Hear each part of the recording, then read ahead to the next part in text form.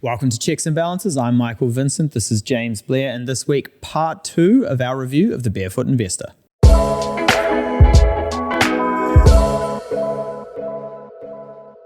So, Barefoot Investor Part 1. It was all about setting up the right foundations. Are you going to be a groundhog or are you going to be an alpaca? If you haven't watched the first episode, make sure, stop here, jump back, watch the first one, come back.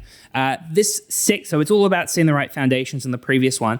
This is the fun stuff, how you grow your wealth, how you harvest your wealth down the line.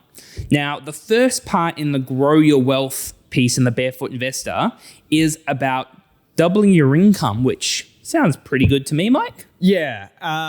Look, the fundamental here is the more income you have, the more money you have to play with, allocate, the faster you achieve your goals.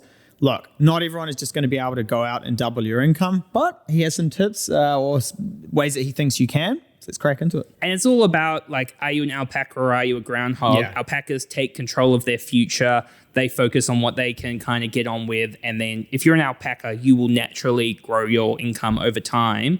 And it's much more fun to grow your income than cut your expenses in life as well. Absolutely. So tip number 1, freelance work on the side.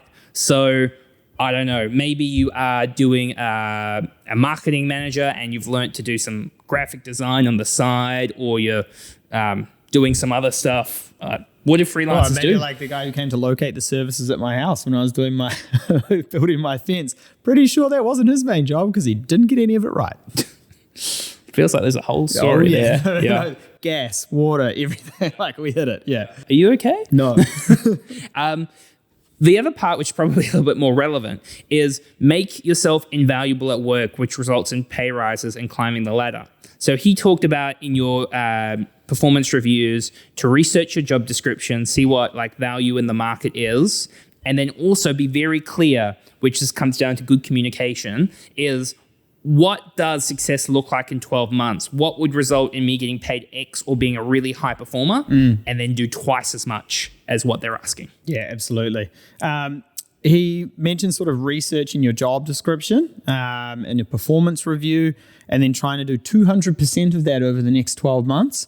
Yeah, try your hardest. Yeah, winners do that though. Like in a serious note, in terms of, and once again, people listening to this are taking control of their financial future.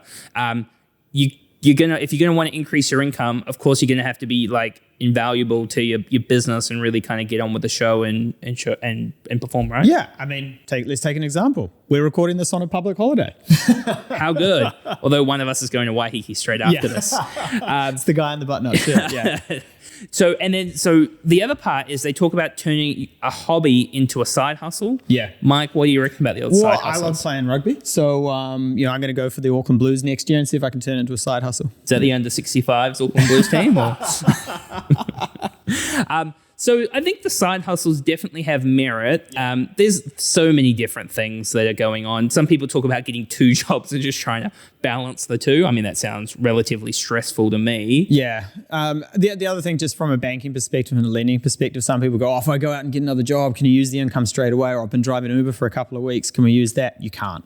It's not sustainable if you've only been doing it for a couple of weeks, and they shaded it like 50% anyway. Yeah. You're better to focus on your job that you're doing, your first job, and do it better than you are to just work the longest amount of hours properly. And it's kind of like the self-made millionaires have all this multiple streams of income. Yeah, they do later on, but at the start, they focus on doing one thing really well and adding a lot of value, and then they diversify to kind of mitigate and maintain where they are in life. But and a lot of them are just, they focused on being born into a really wealthy family and just hiding it from their YouTube audiences. Yeah. Just getting that trust fund, just continuing to pay you that money. I made it all gambling at the casino. Yeah, I'm a poker star. Yeah, your dad's rich. Yeah.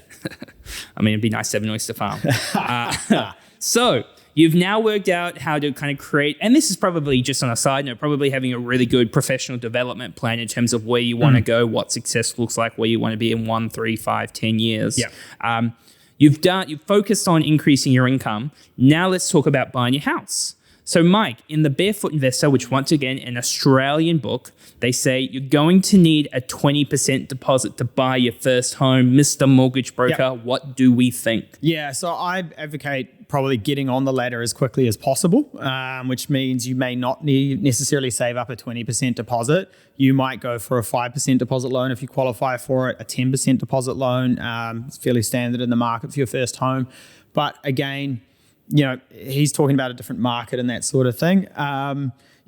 Look, my advice is going to be get on the ladder as quick as you can. You don't need a 20% deposit, and then just focus on paying down that debt as quickly as possible. Why would you go with a smaller deposit and get on the ladder, opposed to if you save a bigger deposit, then you're going to have a smaller mortgage and pay less interest, right? Yeah, cool. So in recent history, the housing market has been climbing faster than people can actually save. So you are just going backwards. You're on the treadmill, and everything else is going faster, and you are just sprinting and going backwards. So that's probably my first piece. The second is, it is so much easier to get to your second house or get out of your first house and get some equity and sell and do all this sort of thing. It's just time in the market, and just the cost of doing business is a little bit more interest, and you just having to make some sacrifices. And what about, obviously, over the past, 2022, the housing market's been going backwards. Is now a good time just to be saving a bigger deposit because the market's going backwards at the moment? Yeah, I'm still going to say no. And that's because out there in the market at the moment,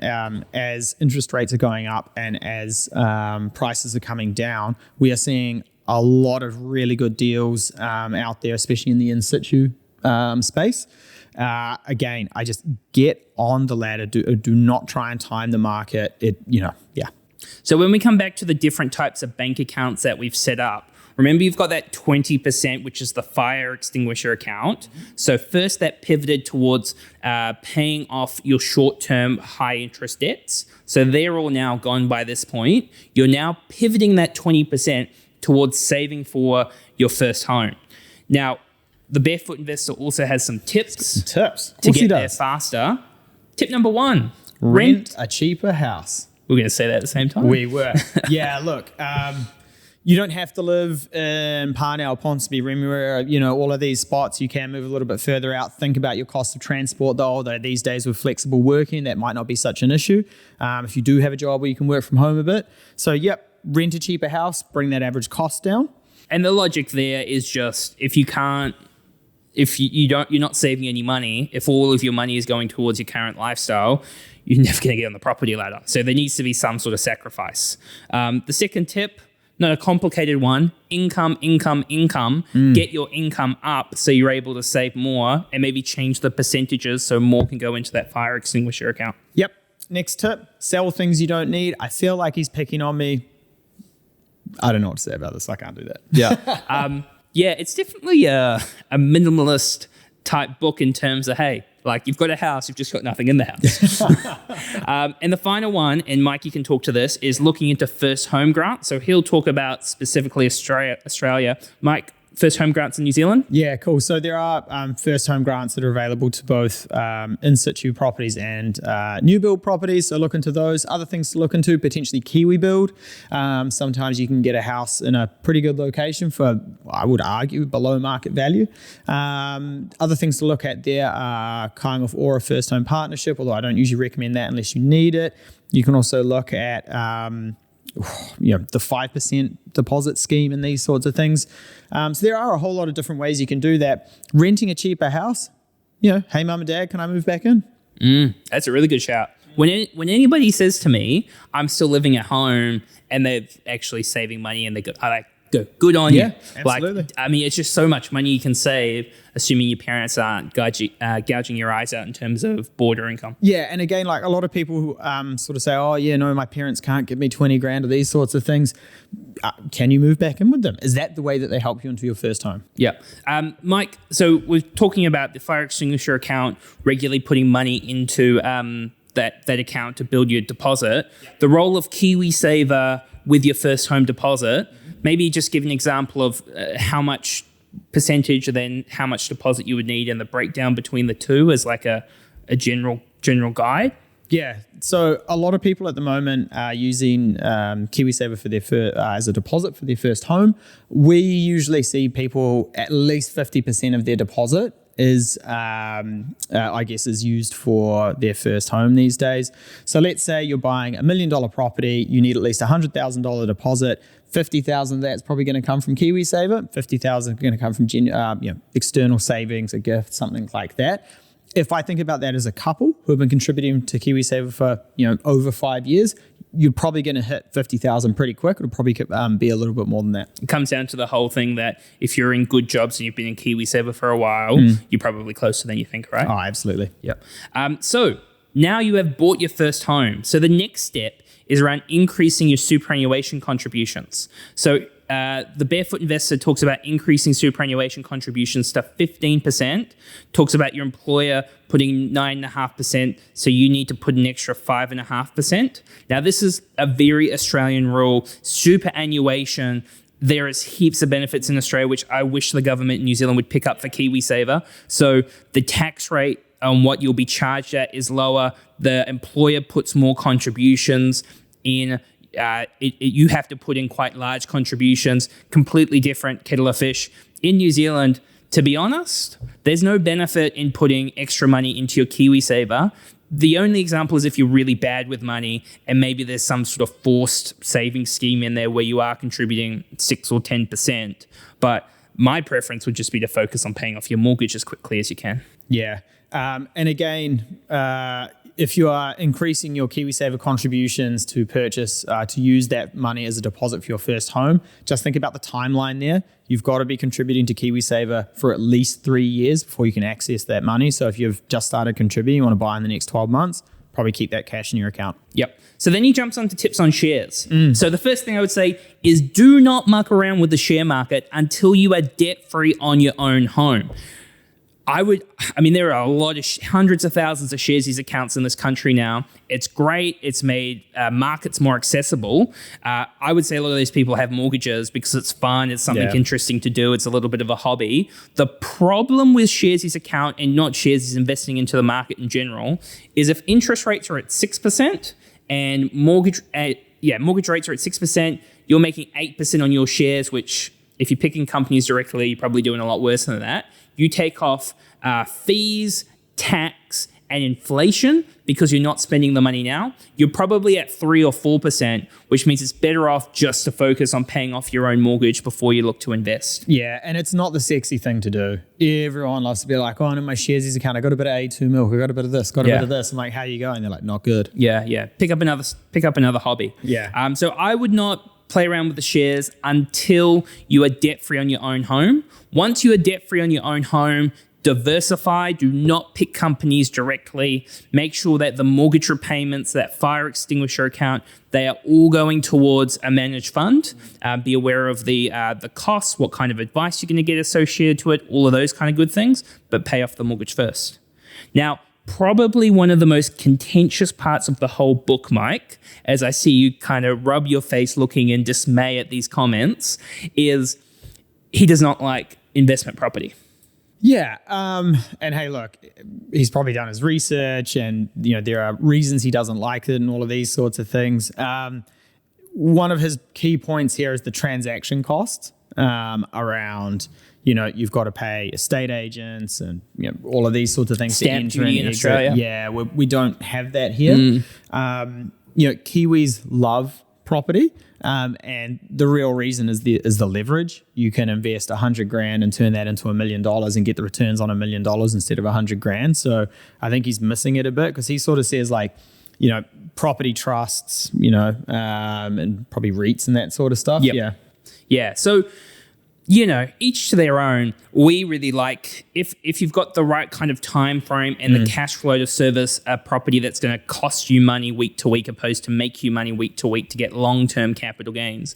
We really like that as part of a strategy. I would say at the moment, there's a lot of people getting in trouble because interest rates are too high and they're really struggling with those interest costs at the moment, right? Yeah, they are. And again, it's about having a handle on the finances and planning for the long term, not planning for a 2% interest rate, not planning for 2.5% at the worst case scenario and these sorts of things. You've got to be really careful with this stuff. Just because everybody at the barbecue has 15 investment properties doesn't mean you need 15 as well. Yeah. So investment property, maybe make up your own mind. Definitely probably the area of the book we kind of differ the most. Yeah. The next point is around investing in your kids. And I've actually noticed he's just brought out a new book, which is all based around investing with your kids. So if that's of interest as a podcast topic, please let us know in the comments section and we can definitely give that a go.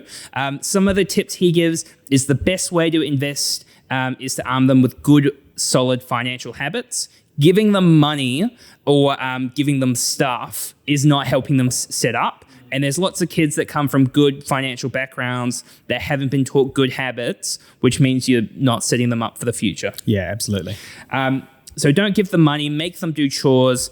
So with the bank accounts, he talks about 3 jars for kids: splurge, smile, and give. So splurge is, going down to the dairy and buying the pack of lollies. Smile is saving for something, that next, 10,000 piece Lego set, Death War, Star Wars thing. I've tried, I've failed. And the last is giving. So it's not quite nice to have that charitable aspect to it as well. No. Sorry. And the last piece is if they're investing for like longer term, like university first home buyers, please do not put it in a bank account. Please make sure to put it into like a long-term index fund or investment account, because assuming the kids are really young, you've got a really long time frame. Cool. So the next piece of advice he's giving is around the accounts and the budgeting again. So he's talking about the Mojo account, boosting that out to 3 months of expenses. So you started with 2,000. Just contributing until you get out to sort of 3 months of expenses. So that's where the fire extinguisher account, we're now channeling that towards the Mojo, the emergency fund, making sure we're building that up. And then we've got even more pep in our step as we walk down the street. This final piece, which is around harvesting, is tip number 1 is get the banker off your back. So there should be no debts at this stage except your mortgage. And he's got some tips to try and keep your mortgage at a reasonable level, which might hurt your soul. But do you want to run us through a couple of those tips? Yeah, so his first tip is, don't get the biggest, most expensive house. Stick to what you can comfortably pay off. You may be living in Northcote Point and putting offers on house in Ponsonby. You don't necessarily need to do that, just to sort of increase the size or a better location. You might be looking at my eyes going this way. I cannot control the man. Don't get the extra features on your home loan. Some banks offer like the flybys and these sorts of things. Just go for the lowest interest rate. Stick to the basics. I think one of the key differences here is probably in Australia, a lot of people are floating, versus in New Zealand, most people are fixed. Fascinating. Yeah. I don't know why. I would really love it if somebody in Australia can tell me this, but in New Zealand, it's probably like 80% are fixed. In Australia, about 80% are floating. And I don't know why, but I'd love to know why. Yeah, and he sort of says, like, don't fix the interest rate unless you're struggling. Right, that is beyond me. There are ways you can set it up with reduced interest, and you're hedging against increasing interest rates with the ability to make extra repayments. Also, a lot of fixed interest accounts in New Zealand or mortgage accounts in New Zealand will let you overpay a little bit. Westpac, you can pay whatever you want when you're setting the repayments. So, again, maybe just difference in psychology in the market and accounts, but in New Zealand, you should be fixing and you should be making allowances for overpayments on an annual basis if that's what you can afford. The puzzled look of Ravi's face behind the camera about 80% being floating in Australia. He's very surprised. Actually, no, I'm not going to go down the economic side. Yeah, I was like, oh man, their official cash rate increases must be really dampening inflation a lot quicker because there's no lag time on that. Yeah, actually, that is a very interesting point. So what else have we got in here? I think they're probably all the main tips. The only other piece is, so you've built up that emergency fund to 3 months now. The fire extinguisher is focusing on the mortgage, that 20% of your income, and you're going to stick with the fire extinguisher heading that way until you're mortgage free. Yeah. So now we're going to head on to nailing your retirement. So you're debt free at this point. He thinks a couple needs $250,000 in super by retirement, a single $170,000 in retirement, and he's run through a bunch of math that pretty much that means a couple can live off $62,000 and a single can live off $45,000. It's a very different so there's a combination of things going on here. One thing is he is saying, hey, get a job at the supermarket, pushing around trolleys to keep your brain active. I'll let you decide whether you want to do that or not. you need to be planning this number with a financial advisor to make sure it's the right number for the lifestyle that you want. I think this is a little bit dangerous that, he's very much, this is what works for me. It might not work for others. Yeah. Again, think about this with a financial advisor. Get a plan in place, get the numbers nailed, and just make sure you're really aware of what it means if you are going for these lower numbers and smaller amounts of savings, and what can go wrong and what that actually means in retirement. Yeah, the math on the $250,000 for a couple is the pension in Australia is $37,000. Now that's means tested in Australia as well, so you got to be a little bit careful. Then you draw down 5% from your super each year, which is $12,500, and you each work a day a week, bringing in about $13,000, because in Australia you get up to $13,000. I think it's tax-free or something like that, which gets you to the $62,000. Now, this probably links quite well to a discussion around superannuation and what we can be dependent on in the future. So our rule around here is if you're under 50, assume you got to sort it out yourself. Logic is it's just an aging population. There's less babies being born. I'm doing my best bit. Mike, you need to level up your game to kind of make sure there's enough young people. Well, if our date nights weren't so boring, James. Hey, I thought the insurance chat really got your blood boiling with the cheese board, mate. Yeah, okay. I'll work on that in the future. But pretty much that we don't think there'll be enough young people to pop up the olders, which means you'll have to sort out your own super or your own retirement. Now, it's a really big deal. In New Zealand, it's $30,000 a year tax-free for a couple. If you live from 65 to 90, that's $750,000 you got to find yourself. So it's really important to be, once again, having those specific conversations about your situation. Cool. What else have we got in here? So once we're mortgage-free, the fire extinguisher should then all be going to your super account, your KiwiSaver. I personally don't like it going to KiwiSaver if you're under 65, just because it's locked up. So make sure that you are, you probably just want to put it into like an unlocked KiwiSaver so you can access it in case something happens. He's got some final tips before we wrap it up. So the first one is, which I think is a really good shout, is all of your important information. This is probably a little bit complicated because we're going to start talking about passwords and those sort of things as well. But where are your bank accounts, making sure you've got like your life insurance statement somewhere and that you've told your power of attorney or somebody about where those are, including your like financial advisor details, your accountant, your lawyer details, bank accounts, investments, insurance policies, birth certificates, marriage certificates, all those kind of things. Yeah. The other piece is around, he talks about picking a financial advisor and that a financial advisor should be based like an hourly fee they should be getting paid for. Those financial advisors are pretty hard to find in New Zealand, and there's a lot of advocates that talk about you should be paying per hour of time. It just depends what you want a financial advisor to do for you, really. If you want to come and like at Lighthouse we do this, you can come and we'll charge you like an hourly rate if that's what you want. If you want us to manage your money, obviously that requires ongoing support and time, so it's just a different kettle of fish. But that is the Barefoot Investor in terms of how to create good structure, in terms of planting, how to grow your wealth, and then how to harvest it. Mike, what do you think of the book? Yeah, look, so he's not going to win me over with the boring date nights or trying to get me to sell all my stuff. But again, look, the fundamentals are in there. It's how you dress it up and you take points from different sources of information and you use what works for you. And I think anytime someone's doing it, it's a good thing. Yeah, and coming back to the alpaca versus the hedgehog, if you're the kind of person who's reading a book like that, you're watching a podcast like this, you're just generally more invested, you're more likely to take control of your own financial future, which is this is all about. So if this book works for you, there are very good practices in here, but you do not have to implement every single thing in there as well. You take what works for you. Absolutely. So we're going to wrap it up there. We would love to know what is your favorite finance book. What would you like us to do a review on? Thank you very much for joining us. Please make sure to subscribe and give us a review, and we'll catch you next week. Cheers.